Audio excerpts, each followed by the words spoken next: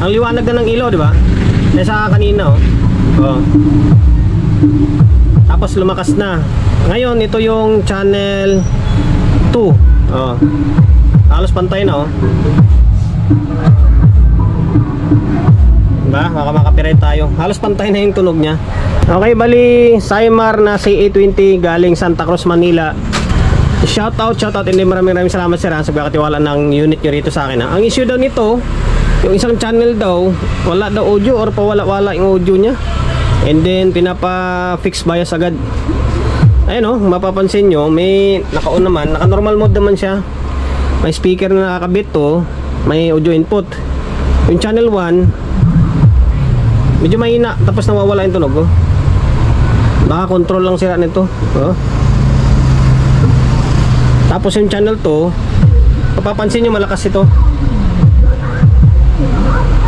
oh. Mas malakas itong channel 2 against dito, oh. Ngayon, i-parallel natin. Baka sabihin nyo naka-stereo lang kaya hindi siya ganun kapantay. Okay, galawin natin ha. Ilagay ko siya sa gitna. O yan, sa gitna na, naka-stereo na yan. Ay, naka-stereo, naka-parallel na pala. Or naka-mono na nyo. Anong pa rin, no? Kumpara nyo nito, mas malinaw itong, or mas maliwanag yung ilaw nito compare dito. Di ba? Naka-parallel na yan ha, or naka-mono na yan ha. Ito ay normal, ito medyo mahina. Ayun, ito yung mission natin for today's video. Sana magawa natin. And then request ni Bossing, yun nga, i-fix bias to. Tapos doon sa may likod yung switch, although normal yung switch okay yung switch niya. Ginalaw ko nga, pinitik ko yung switch okay naman Kung hindi normal yun, dapat yun, mag-iiba yung tunog nun or maiwan yung isa. Normal gumana lahat di ba?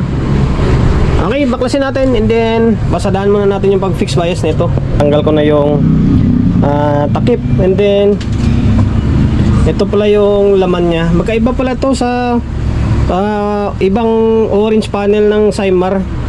Ito kulay green na yung board nito tapos iba na yung kulay ng capacitor. Okay, ito parang yun, no? Orange tapos green. Okay, ayan, ngayon hindi na siguro na tayo mag-review nito or hiwalay na lang natin yung review.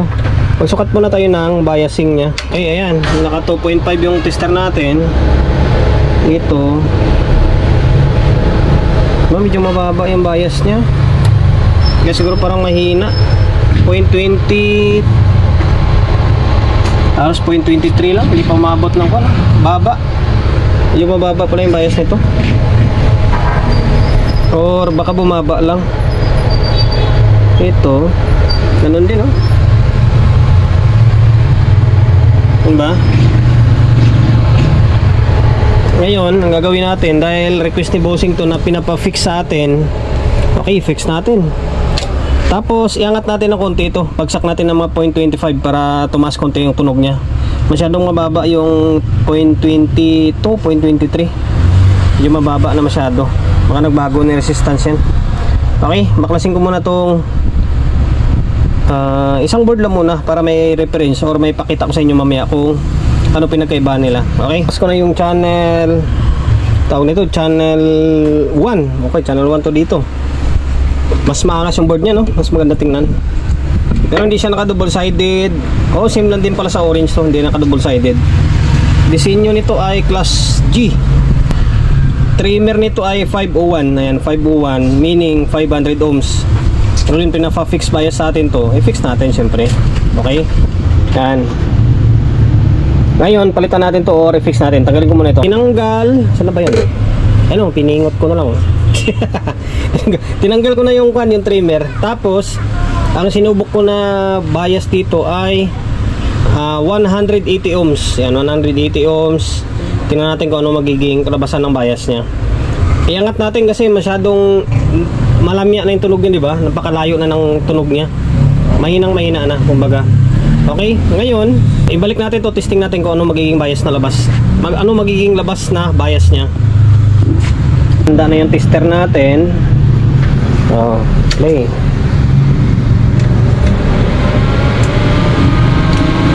Ayan, try speaker na. Ngayon ito ano nga, ayun oh, nasa 0.26. Ganda ng bias ng ganyan, 0.26 lang oh. Okay, dito kanina wala na, sobrang baba na tong ganitong bias. Halos oh, halos dating nito ngungu na. Okay, okay na yan. 180 200 pwede dyan. 200 mo yan, aabot na mga siguro mga 0.25 lang. Tama na yung ganyang bias. 180 yung gamit natin dito.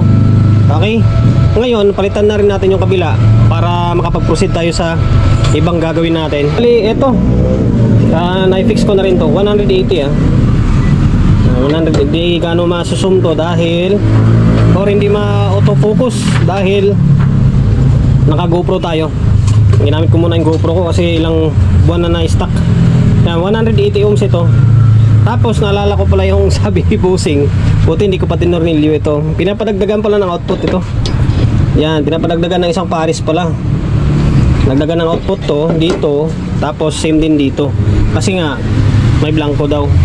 Sabi ko ganun talaga, halos lahat ng mga amplifier ngayon may mga blanco eh. Kaya dadagdagan natin, buti hindi pa natornilyo. Okay, ayan, 180 ohms naka-fix na. Tapos dagdag muna tayo ng output. Nadagdagan ko na ng output. Ayan, isang pares ito, tsaka doon sa ilalim, basta mahaba yung paa nyo. Same din dito. Wala na kayong ibang idadagdag kundi output lang kasi may nakaabang na na emitter, and then kung C5200 and then A1943. Tapos kapag mag-add kayo ng output, huwag nyo kalimutan lagyan ng sapin na. Marami makalimutan nyo lagyan ng sapin. Okay, ngayon nakabalik na yan. Kasi tingin ko may problema pa yung output. Balik ko yung speaker and then audio input natin. Salpak na yung speaker natin, audio input nakasalpak na. Tapos itong cellphone natin na isa. Okay, full volume natin. Naka full volume na. Ngayon bias pala muna. Pakita ko muna sa inyo yung bias nya. Okay, tika lang ha. Tingnan natin muna. Ito yung dinagdag natin ha. Ayan o, nasa 0.26 lang o. Ganda yung bias na yan. Dito o, pares lang o. Diba? 0.26. Ngayon full volume natin. Ayan. Pag naka full volume, nawawala yung audio. May problema yung control dito. Tapos dito, ito normal. Lumakas na siya ng konti compare mo sa kanina. May logo pa ng Star Audiotech oh. Shoutout kay Star Audiotech, the Orient Star Ab Team Turbo. Yun oh. Ngayon, palitan natin control nito. Parang medyo mahina eh. Tapos oh, pag sinagad mo nawawala oh. Unlike dito, ito sagad mo siya, lakas pa lalo oh. Okay, palitan natin yung control. Kaso, ang gagawin natin dito, dalawang control lang papalitan natin. Kumbaga, pagsabayin na natin ng pagpalit para pares bago. Okay? Kasi gabli, eto na. Nagpalit na ako ng control para mas mabilis yung video natin. 10K ito. Kaso, ordinary lang ito. Wala na tayong mabibili ngayong yung may mga groove, wala na. Ayan, 10K rin ito ha, pinalit natin ha. Tapos pinutulan natin kasi maiksi lang ito. Medyo maiksi ito. Ayan, maiksi yung shaft nya. Ngayon, pinutulan natin para hindi tutukod yung knob.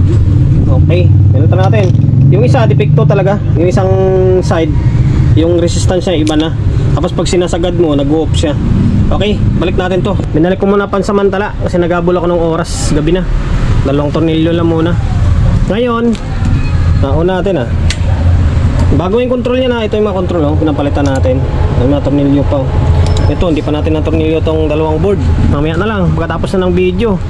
Ngayon, may nakasalpak pa rin na speaker dyan and then audio input. Ito channel 1, pansinin nyo oh. Ang liwanag na ng ilaw, di ba? Nasa kanina oh. Oh. Tapos lumakas na. Ngayon ito yung channel 2 oh. Halos pantay na oh. Diba? Makapirate tayo. Halos pantay na yung tunog niya. Defective yung isang control. Kung na yung resistance niya, bumaba na. Or naiba na yung resistance niya. Oh. Compare mo sa kanina, oh. Mas maliwanag. Tapos pantay na sila, oh. Diba? Okay. And then lumakas na siya. Okay, hanggang dito na lang. Yung sabi ni bossing na sa switch, okay, working yung switch niya, walang problema kasi nakaparallel pa pala yan. O, lagay natin sa may stereo. Ayan, binaba ko, naka-stereo yan. Tingnan natin kung magbago yung tunog niya. No, wala, ganun pa rin, oh. Pantay, di ba? O, mapapansin nyo, naka-stereo yan, ha. Naka-stereo yung input niyan. Okay, hanggang dito na lang. Maraming salamat, and then sana nakapagbigay idea ako sa inyo kung paano ito, ikaw na lang natin yung mag-fix bias nito. Ano pa ba? Ayan, nagdagdag tayo ng output tapos palit ng control. And then kay bossing naman, maraming salamat ulit, ha. Okay na tong si 20 mo na Saimar, ha. Next natin yung AB757. Okay, hindi na tayo mag-outro. Hindi naman kayo nagsasubscribe sa atin, eh.